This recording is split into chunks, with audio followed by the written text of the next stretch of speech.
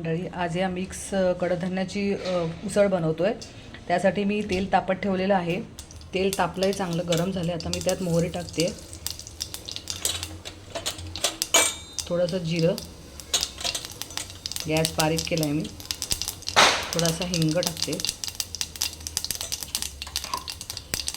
आणि हा एक मसाला मी वाटून घेतला आहे। यामध्ये टोमॅटो, कांदा, आलं, लसूण हे सगळ्याचं मिश्रण असलेलं हे पेस्ट आहे, जी मी तेलावर फ्राय करून घेणार आहे।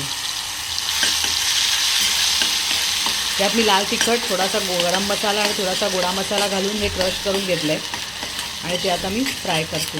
त्याला चांगलं तेल सुटेपर्यंत फ्राय करायचं आहे। बघू शकता तुम्ही, आता मस्त तेल सुटलं आहे। भाजीत मसाला चांगला फ्राय झाला आहे, त्याला चांगलं तेल सुटलेलं आहे। आता ह्यात मी थोडासा बटाटा, कांदा आणि टोमॅटोचे काही तुकडे टाकणार आहे।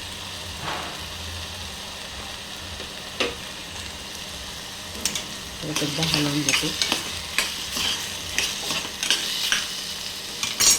आणि हे वाटाणे टाकणार, जे मी भिजवून ठेवले होते ते मी आता ह्यात घालणार आहे। व्यवस्थित हलवून घेतलं। आता ह्यात मी जे मसाल्याचं जे पाणी आहे तेच मी त्यात घातलं आहे। परत एकदा हलवून घेते।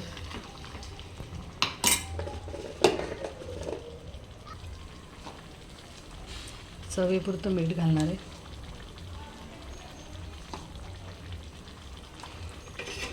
थोडासा गूळ, थोडं लाल तिखट, तुम्हाला जसं तिखट पाहिजे असेल त्याप्रमाणे तुम्ही घालू शकता आणि परत एकदा थोडासा गरम मसाला व्यवस्थित हलवून घेणार आहे।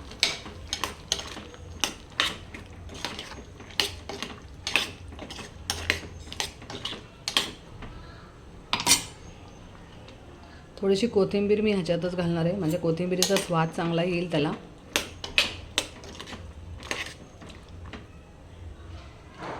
थोडं पाणी, जरासं किंचित थोडासा मसाला उरला आहे त्याचं मी पाणी थोडंसं घालणार आहे याच्यात। बस, आता कुकरला झाकण लावून मी याच्या शिट्ट्या करून घेणार आहे। तुम्ही बघू शकता भाजी मस्त झालेली आहे। आता एवढी पातळच ती ठेवायची। आता ह्यात मी खोबरं घालते, एवढीच पातळ कन्सिस्टन्सी ठेवायची आहे, म्हणजे तुम्ही भाताबरोबर किंवा भाकरीबरोबर खाऊ शकता। आणि पूर्ण हलवून घेते।